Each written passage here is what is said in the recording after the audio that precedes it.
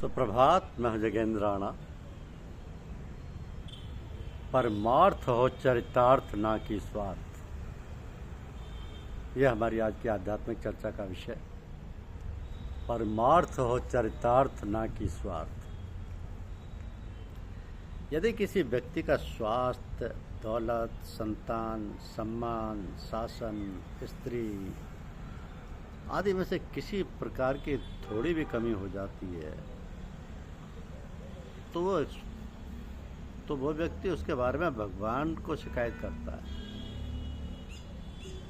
किंतु उसकी कृपा, उसके द्वारा प्रदान की हुई सुविधाओं के संबंध में धन्यवाद नहीं करता।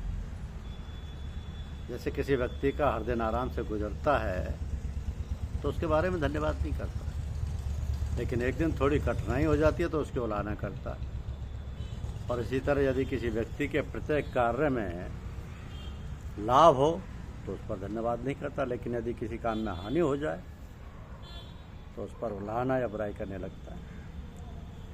इसी प्रकार यदि किसी के 8 लड़के हैं और उनमें से एक मर जाए तो व्यक्ति इस एक के मर जाने पर तो भगवान की निंदा करने लगता है, किंतु 8-9 लड़कों के होने का धन्यवाद नहीं करता। या यदि कुल या परिवार में किसी संबंधी की मौत हो जाए तो शेष अन्य उपस्थित बातों के बारे में धन्यवाद नहीं करता, उल्टा उसकी मौत पर भगवान की बुराई करता है। या किसी सम्मानित प्रतिष्ठित व्यक्ति की जो हमेशा सम्मान से जीवन व्यतीत करता है, यदि थोड़ा भी उस मान के विरुद्ध कोई बात उत्पन्न हो जाती है तो उसको भगवान की कठोरता मान लेता है और प्रतिदिन के प्राप्त सम्मानों के बारे में भगवान के धन्यवाद नहीं करता। तो कोई व्यक्ति बाहरी त्याग बहुत करते हैं और कोई व्यक्ति बाहरी वस्तुओं को ग्रहण बहुत करते हैं। उनसे पहले स्वार्थ नहीं कर सकते और दूसरे परमार्थ नहीं कर सकते। उनमें पहले वाले स्वार्थ नहीं कर सकते और दूसरे वाले परमार्थ नहीं कर सकते। तो उचित यही है कि स्वार्थ और परमार्थ दोनों सही रखें। व्यक्ति को चाहिए कि सांसारिक सुविधाओं को भोगे किंतु उसमें लिप्त ना हो। उदाहरण के तौर पर पानी पिए, उसमें नहाए, तैरे और अन्य कामों में पानी को लाए, किंतु उसमें डूबे नहीं। बुजुर्गों ने वस्तुओं का त्याग करने की मनाही नहीं की है, बल्कि वस्तुओं की वासना त्यागने की है। अतः सभी वस्तुओं का प्रयोग केवल काम मात्र के लिए करे, क्योंकि काम मात्र में के लिए भी कभी प्रयोग नहीं करेगा तो जीवन कष्ट में हो जाएगा, बल्कि जीवन चलना संभव ही नहीं हो पाएगा। तो समीप के स्थानों पर सरलता से बातचीत की जा सकती है, लेकिन यदि अधिक दूर बातचीत करता है तो टेलीफोन आदि से बातचीत की जा सकती है। इसी तरह कोई अभ्यासी इसी मंडल में तरह तरह के काम कर सकता है, लेकिन ब्रह्मांड के दूसरे ब्रह्मंडलों में उसकी पहुंच सतगुरु की बदौलत ही हो सकती है, इसलिए उसी का आश्रय लो। तो दूसरे व्यक्ति का अनिष्ट चाहने वाले मनुष्य की स्थिति कुत्ते की भांति है। यदि कुत्ता भौंकता है और उस पर ध्यान ना दिया जाए तो वह चुप हो जाता है, तो यदि उसकी ओर ध्यान करेंगे तो वह और अधिक भौंकेगा। इसी तरह उपद्रवी कार्यों की ओर ध्यान ना देना चाहिए, क्योंकि कोई यदि उसकी ओर ध्यान देता है तो शैतान उस पर और अधिक हमला करता है, इसलिए उसकी ओर ध्यान ना दो। जैसे गाड़ियों में गुदगुदी, गद्दियाँ और लचकदार कमानियों के लगने से सवारियों को हिचकोलों में कष्ट नहीं होता, और गाड़ी के पहियों में चिकनाई लगाने से धुरी में आग लगने का खतरा नहीं रहता। उसी प्रकार सांसारिक कार्यों में प्रेम व सहन शक्ति से काम सरलता और आराम से तथा निर्भय होकर चलता, और ऐसा ही करो। व्यक्ति विचार करते हैं कि संत महात्मा हुनर को नहीं बदल सकते, ये गलत है। बात यह है कि संत महात्मा कुल रचना के मालिक होते हैं और विधाता रूप से हुनर भी वही निश्चित करते हैं, तो अपनी आज्ञा के विरुद्ध स्वयं ही कैसे करें। यह जरूर है कि यदि किसी व्यक्ति के हित में वे विचार करते हैं तो परिवर्तन भी कर देते हैं, जैसे उसको सरल कर देते हैं या अधिक समय में भुगत पाते हैं, या उनकी इच्छा होती है तो उसको स्वप्न में बल्कि विचार में ही भुगत पा देते हैं। तो अभ्यास करने के पश्चात अभ्यासी सुस्त सा दिखाई देने लगता है, तो सोचता शायद अभ्यास से आनंद जाता रहता है, लेकिन ऐसा नहीं। बल्कि हमारा मन जो बहिर्मुखी अर्थात बाहर की बातों में हर समय फंसा रहता था, वो अब साधना का अभ्यस्त हो गया है, इसलिए स्वभाव के विपरीत कार्य में सुस्त हो जाता है। यदि उसे विचार रहित रहने का चस्का पड़ जाए तो उसको बहुत आनंद मिलता है और वह प्रसन्न रहता है, क्योंकि व्यक्ति को विचारों की चिंता सबसे अधिक दुखदायी है।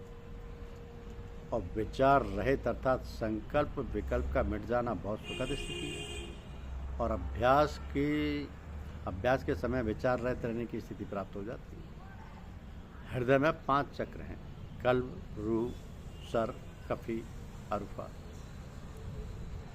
तो लतीफ़ा कल्ब बाईं पसली के नीचे की तरफ, जहाँ दिल धड़कता हुआ सा मालूम देता है। लतीफ़ा रूह दानी पसली के नीचे। लतीफ़ा सर लतीफ़ा कल्ब के जरा ऊपर की तरफ है। लतीफ़ा खफी लतीफ़ा रूह के ऊपर की तरफ है। लतीफ़ा अल्फ़ा लतीफ़ा सर और लतीफ़ा खफी के ऊपर है, यानी बीचों बीच में जहाँ पर उसकी प्रेरणा आया करती। तो दीपक से प्रकाश होता है और बिजली से भी प्रकाश होता है, किंतु दोनों में अंतर है। दीपक का प्रकाश धीमा होता है, बार बार तेज करनी पड़ती है, उसमें धुआं होता है एवं बू आती है, बदसूरत होती है, जय खराब हो जाती है, थोड़ी सी हवा चलने पर बुझ जाती है। बिजली का प्रकाश एक बार स्विच लगा लेने पर जब स्विच दबाया तो प्रकाश हो जाता है। इसी तरह जप तप हवन बलिदान तीर्थ व्रत यज्ञ और हठ योग से भी परम पद मिलता है और संतों की कृपा से भी परम पद मिलता है, किंतु अंतर यह है कि उन कार्यों में मेहनत बड़ी करनी पड़ती है और बहुत खर्च और समय भी लगता है और थोड़ी सी लापरवाही से किए कराए समाप्त हो जाता है। किंतु संत सद्गुरु रूपी बिजली के लग जाने से इन बातों की जरूरत नहीं रहती। और दिल के आईने में है तस्वीर यार, जब जरा गर्दन झुकाई देख ली, तो उसके अनुसार जब चाहें आत्मिक आनंद का चमत्कार कर लो। इस प्रयास से धीरे धीरे संसारी मोह भी कम होकर जाता रहता है। गुरुदेव यदि चाहें तो बुरे विचारों से हमको बचा लें, किंतु वे हमको शनै शनै और थोड़ा थोड़ा बचाते हैं, एकदम नहीं बचाते, क्योंकि प्रारब्ध में जो बुरे भोग हैं या अन्य किन्हीं कारणों से बुरे विचार हैं, यदि वह बाकी रहेंगे तो आगे परेशान करेंगे। तो दूसरे जो कर्म अभी प्रारब्ध नहीं बने बल्कि संस्कार के रूप में हैं, उनका नाश ना होगा। तो गुरुदेव प्रारब्ध के भोगों संस्कारों को हल्का करके सिर्फ विचार से भुगतवा देते। तीसरा, अभ्यासी को अहंकार हो जाएगा कि बुरे विचारों ने मुझको कभी परेशान नहीं किया, और अहंकार आते ही काम खराब हो जाएगा। तो अभ्यासी बहुत अच्छी तरह से अभ्यास ना कर सकेगा। ये तो कहा जाता है कि मृत्यु के समय यम के दूत या भगवान के पार्षद आते हैं। इसकी वास्तविकता ये है कि जो व्यक्ति जैसे काम उम्र भर करता है, उसके कर्म अगर बुरे हैं तो मरते समय डरावनी सूरत से उसके सामने आते हैं और आगे जन्म में उसे कष्ट देते हैं, और यदि कर्म अच्छे हैं तो मृत्यु के समय वे कर्म सुंदर रूप में सामने आते हैं और आगे जन्म लेने पर उसको सुख देते हैं। तो जीना भी आसार है, इसलिए जब तक जीना है संसारी सामानों में काम लो, किंतु आसार समझकर काम लो। सब भोगो, किंतु ये समझकर भोगो कि उनमें फंसना दुखदाई है। मनुष्य अलग अलग जाति व गिरोह, अलग अलग देश वाले मास्टरों से हर प्रकार की दुनियावी शिक्षा प्राप्त करते हैं। जो गुरुदेव ने जो शिक्षा दी है, गुरुदेव ने जो रास्ता दिखाया है, गुरुदेव ने जो मंत्र बताया है, उसी रास्ते पर चलो। अगर किसी से गुरु सेवा बनती है तो अवश्य करें, जितना बन सकती है उतना अवश्य करें, क्योंकि गुरु को समर्पण करना ही ईश्वर को प्राप्त करना है। ईश्वर की प्राप्ति गुरुदेव के बताए हुए रास्ते से ही संभव है। तो सुमरन कीजिए, भगवान का सुमरन गुरुदेव के बताए हुए मंत्र से अगर चलता रहेगा, निरंतर चलता रहेगा, तो ईश्वर की प्राप्ति अवश्य होगी। गुरुदेव की दया कृपा भी बनी रहेगी। धन्यवाद।